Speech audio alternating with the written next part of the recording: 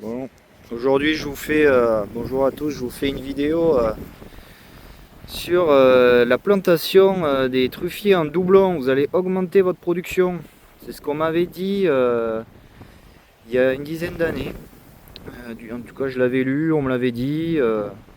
Voilà, je pense que ça se fait moins maintenant. Mais bon, je vous fais un retour d'expérience sur la plantation en doublon. Alors, premièrement, dans la majorité des cas, vous allez perdre un plant sur deux parce qu'il y en a un qui va prendre le dessus sur l'autre.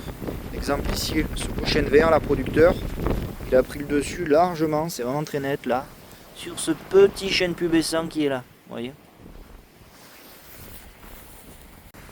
Et c'est pareil pour celui-là, mais là c'est le chêne blanc, le chêne pubescent qui a pris le dessus par rapport au chêne vert, quoi. Ou encore celui-là, où on voit que le chêne blanc ici est bien plus vigoureux que le chêne vert qui est vraiment galère. On le voit, il est tout plié sur le côté. Encore celui-là c'est un producteur aussi. On a le chêne vert là qui prend largement dessus, le chêne blanc, là, le chêne pubescent qui galère comme pas possible, quoi. Pour finir, encore celui-là où c'est très flagrant. Et le chêne vert, magnifique, qui a bien pris. Et là, tout petit, voilà, petit chêne pubescent qui galère. Il y en a un qui a pris largement le dessus, quoi.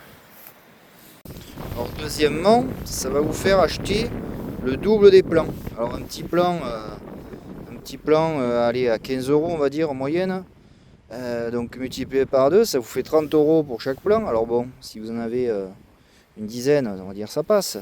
Mais voilà, dès que vous faire des plantations importantes, je sais pas, vous voulez planter 300 arbres, de suite, ça fait pas plus de 4000 € en plus, quoi. Donc ça fait quand même un budget, quoi. Et troisièmement, alors c'est vrai que y en a malgré tout certains qui arrivent à bien se développer à deux. Comme on voit ici, alors je sais pas si on voit sur la vidéo, mais un chêne pubescent et un chêne vert. Donc voilà, les deux qui arrivent bien à se développer ensemble. Et on voit du coup une activité mycélienne, voilà, un beau brûlé, quoi, bien développé. Parce que forcément, on sait très bien que dans le lot, il y a quand même quelques arbres qui sont moins bien mycorhizés que d'autres, quoi. C'est parce qu'il faut par échantillonnage. Donc c'est sûr que forcément, si on multiplie le nombre de plants, eh ben, on a plus de chances d'avoir des arbres mycorhizés, bien mycorhizés. Ou ces deux-là aussi qui sont très bien équilibrés. Bon, ils produisent pas encore, mais on voit que vu le brûlé qu'il y a, à mon avis, ça s'annonce très bon, quoi, pour la suite.